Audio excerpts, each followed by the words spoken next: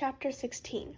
The daddies taught them how to keep a slave in line, pass down this brutal heirloom, take him away from his family, whip him until all he remembers is the whip, chain him up so all he knows is chains, a term in an iron sweatbox, cooking his brains in the sun, had a way of bringing a buck around, and so did a dark cell, a room aloft in the darkness, outside time. After the Civil War, when a $5 fine for a Jim Crow charge, vagrancy, changing employees without permission, bumptious contact, what have you, swept black men and women up into the maw of debt labor. The white sons remembered the family lore, dug pits, forged bars, forbid the nourishing face of the sun. The Florida Industrial School for Boys wasn't in operation 6 months before they converted the third-floor storage closets into solitary confinement. One of the handymen went dorm by dorm screwing in bolts there. The dark cells remained in use even after 2 locked-up boys died in the fire of 21. The sons held the old ways close. The state outlawed dark cells and sweat boxes in juvenile facilities after World War II. It was a time of high-mind reform all over, even at Nickel. But the rooms waited, blank and still and airless. They waited for wayward boys in need of attitude adjustment. They waited still as long as their sons and the sons of those sons remember. Elwood's second White House beating was not as severe as the first. Spencer didn't know what damage the boy's letter had caused. Who else had read it? Who cared? What sort of repercussions roiled down in the Capitol? Smart nigger, he said. I don't know where they get these smart niggers. The superintendent was not his usual jolly self. He gave the boy 20 licks then, distracted, handed Black Beauty to Hennepin for the first time. Spencer had hired Hennepin as Earl's replacement, unaware of how perfectly he had chosen. But like Seek, Hennepin maintained an expression of dull-witted malice most of the time, lumbering across the grounds, but he brightened at opportunities for cruelty with a leer and gap-toothed grin. Hennepin beat the boy briefly before Spencer stayed his hand. There was no telling what happened in Tallahassee. They took the boy to the dark cell. Blakely's room was right at the top of the stairs. Behind the other door lay the small hallway and the 3 rooms. The rooms had been repainted for the inspection, and piles of bedding and surplus mattresses moved inside. The paint hid the initials of the cell's previous inhabitants, the scratches in the darkness over the years, initials, names, and also a range of cuss words and entreaties. When the doors opened and the scratches were revealed to the boys who had written them, the hieroglyphs did not resemble what they remembered putting into the walls. It was all demonology. Spencer and Hennepin pulled the sheets and mattresses to the rooms on either side. The room was empty when they shoved Elwood in. The next afternoon, a housemaid on the day shift gave the boy a bucket for a toilet, but no more. Light strained through the mesh opening at the top of the floor, a gray light his eyes eventually became accustomed to. They gave him food when the other boys left for breakfast, 1 meal a day. The last 3 inhabitants of that particular room had come to bad ends. The place was worse luck on top of bad luck, cursed. Rich Baxter was sentenced to the dark cell for fighting back. A white supervisor boxed his ears, and Rich knocked out 3 of his teeth. He had a solid right hand. Rich spent a month in the room, thinking of the glorious violence he would deliver to the white world when he got out. Mayhem and murder and assault, wiping his bloody knuckles on his dungarees, and said he enlisted the army and died. It was a close casket. 2 days before the end of the Korean War. 5 years later, Claude Shepard got sent upstairs for stealing peaches. He was never the same after those weeks in the dark. A boy went in and a man hobbled out. He renounced his behavior and sought out cures for his pervasive worthlessness. A kind of sad sack seeker. Claude overdosed on smack in Chicago, flopped past 3 years later. Potter's Field keeps him now. Jack Coker, Elwood Curtis's immediate predecessor, was discovered engaged in homosexual activity with another student, Terry Bonney. Jack spent his dark time in Cleveland, Terry on the 3rd floor of Roosevelt. Binary stars in cold place. The first thing Jack did when he got out was to smack Terry in the face with a chair. Well, not the first thing. He had to wait until dinner time. The other boy was a mirror that granted a ruinous glimpse of himself. Jack died on the floor of a juke joint floor 1 month before Elwood arrived at Nickel. He misheard a stranger's remark and lashed out. The stranger had a knife. After a week and a half, Spencer got tired of being afraid. In truth, he was afraid much of the time, but was unaccustomed to one of his black boys instigating that fear, and paid Elwood a visit. Things were quieting down at the State House. Hardy was less distressed. The worst was over. The government had paid too much power to interfere, was the problem in general. way he saw it. It got worse every year. Spencer's daddy had been a supervisor on the South Campus and got demoted after one of his charges ended up choked to death. Some roughhousing that got out of hand and he was a scapegoat. Money was tight before it got tighter. Spencer remembered those days, the pot of canned corned beef and broth stinking up that little kitchen, and him and his brothers and sisters lined up with their chip bowls. His grandfather had worked for the T.M. Madison Coal Company in Spadra, Arkansas, minding nigger convicts. No one from the county, no one from the main ship dared interfere with the execution of his office. His father was a craftsman and enjoyed the respect of his achievements. It was evening, and one of Spencer's boys writing a letter on him. Spencer took pen and pen with him to the third floor. The rest of the dormitory was at breakfast. "You're probably wondering how long we're going to keep you here," he said. They kicked Elwood a while, and Spencer felt better. Like a bubble of worry in his chest up and popped. The worst thing that ever happened to Elwood happened every day. He woke in that room. He would never tell anyone about those days of darkness. Who would comfort him? He had never considered himself an orphan. He had stayed behind so that his mother and father could find what they needed in California. No point having sad feelings about it. One thing had to happen for the other thing to happen. He had an idea that one day he'd tell his father about his letter, how it was just like the letter his father gave to his commanding officer about the treatment of colored troops, the one that got him a commendation in the war. But he was much as an orphan as many of the boys in Nickel. No one was coming. He thought long of Dr. Martin Luther King Jr.'s letter from the Birmingham jail, and the powerful appeal the man composed from inside. One thing gave birth to another. Without the cell, no magnificent call to action. Edwin had no paper, no pen, just walls, and he was all out of fine thoughts, let alone the wisdom in the way with words. The world had whispered its rules to him for his whole life, and he refused to listen, hearing instead a higher order. The world continued to instruct. Do not love, for they will disappear. Do not trust, for you will be betrayed. Do not stand up, for you will be swatted down. Still he heard those higher imperatives. Love, and that love will be returned. Trust in the righteous path, and it will lead you to deliverance. Fight, and things will change. He never listened. He never saw what was playing in front of him. And now he was being plucked from the world altogether. The only voices were those of the boys below, the shouts and laughter and fearful cries, as if he floated in a bitter heaven. A jail within a jail. In his long hours he struggled over Reverend King's equation. Throw us in jail and we will still love you.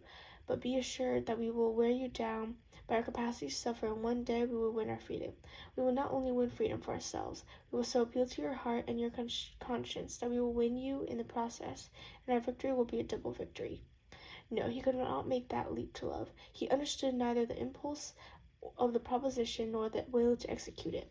When he was little, he kept lookout on the dining room of the Richmond Hotel. It would be closed to his race, and one day it would open. He waited and waited. In the dark cell, he reconsidered his vigil. The recognition he saw went beyond his brown skin. He was looking for someone who looked like him, for someone to claim as Ken, for others to claim him as Ken, those who saw the same future approaching, slow as it may be, and overfond of back roads, and secret hard-scrabble paths, attuned to the deeper music in the speeches, and hand-painted signs of protest. Those ready to commit their weight to the great lever and move the world. They never appeared in the dining room or anywhere else. The door to the stairwell opened, scraping against the floor. Footsteps outside the dark cell. Elwood braced himself for another beating.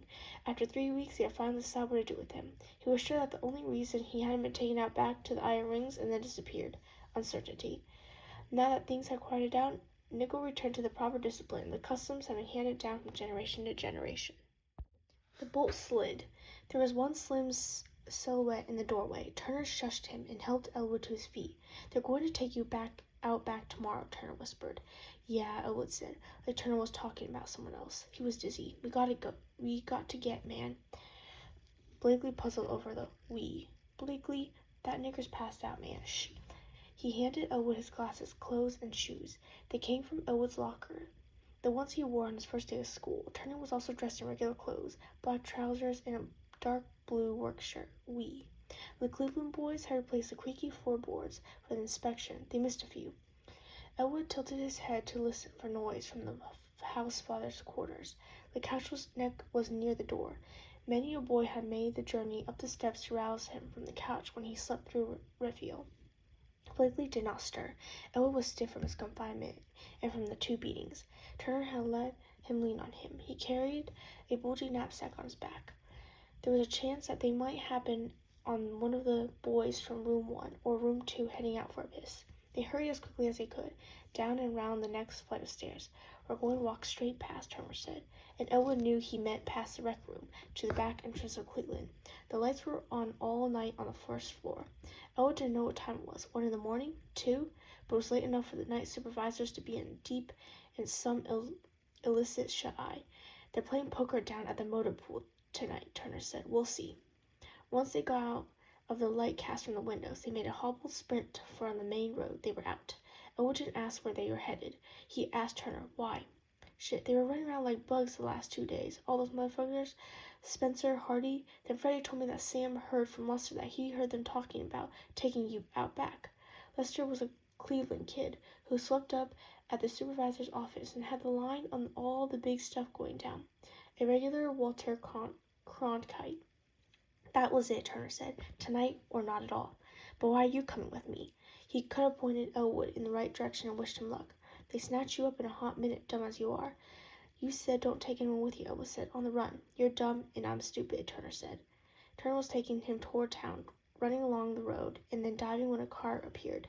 As the houses got closer, they crouched and took it slowly, which suited Elwood fine. His back hurt and his legs were where Spencer and Hennepin had sliced him with Black Beauty. The immediacy of their flight reduced the pain. 3 times somebody's damn dogs started up, loud barking, and when they passed their houses, and the boys sprinted. They never saw the dogs, but the noise got their blood flowing. "He's in Atlanta all month," Turner said. "He led them to Mr. Charles Grayson's house," the banker said. "They sung Happy Birthday to the night of the big fight." For community service, they had cleaned out and painted his garage. It was a big house, lonely. His twin sons had gone off to college. Elwood and Turner had thrown out a lot of the old toys from the Grayson boys were little. They had matching red bicycles, Elwood remembered. The bikes were still where they left them, next to the gardening tools. The moonlight was enough to make them out. Turner pumped up the tires. He didn't have to search for the pump. How long had he been planning this? Turner kept his own kind of records. This house provided one survey, that house another. The same Elwood maintained his. There was no outfoxing the dogs once they were on the trail. Turner told him, "Most you can do is get as far away as you can. Put some miles between you and them." He tested the tires with his thumb and forefinger. "I think Tallahassee is good," he said. "It's big. I'd say north, but I don't know up there. Tallahassee, we can get a ride somewhere, and then those dogs going to need wings to catch us." "They were going to kill me and bury me out there," Elwood said. "Sure as shit. You got me out," Elwood said. "Yep," Turner said. He started to say something, but stopped. "Can you ride it?" "I can do it." It was an hour and a half to Tallahassee in a car. On a bike, who knew how far they got before sunup, taking the roundabout way. The first time a car came behind them, and it was too late to veer off. They biked on and kept their faces blank. The red pickup overtook them without incident. After that, they remained on the road to make as many miles as Elwood's pace allowed. The sun came up. Elwood was heading home. He knew he couldn't stay, but it would calm him to be in the city again after those white streets. He'd go wherever Turner instructed, and when it was safe, put it all down on the paper again. Try the Defender again, and the New York Times. They were the paper of record, which meant they were in the business of protecting the system.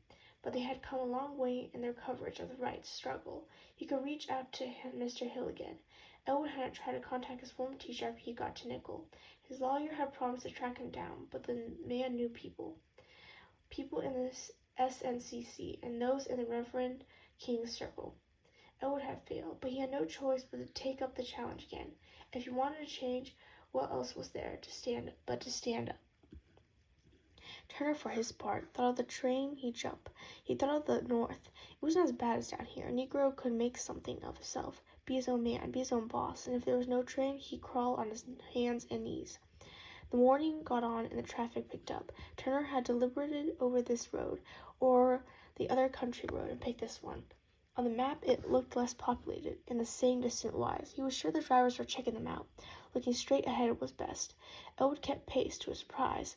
Around the curve, the road lifted to a slope. If Turner had been locked up and had his ass kicked a few times, he laid out going on the hit little as it was. Sturdy, that was Elwood.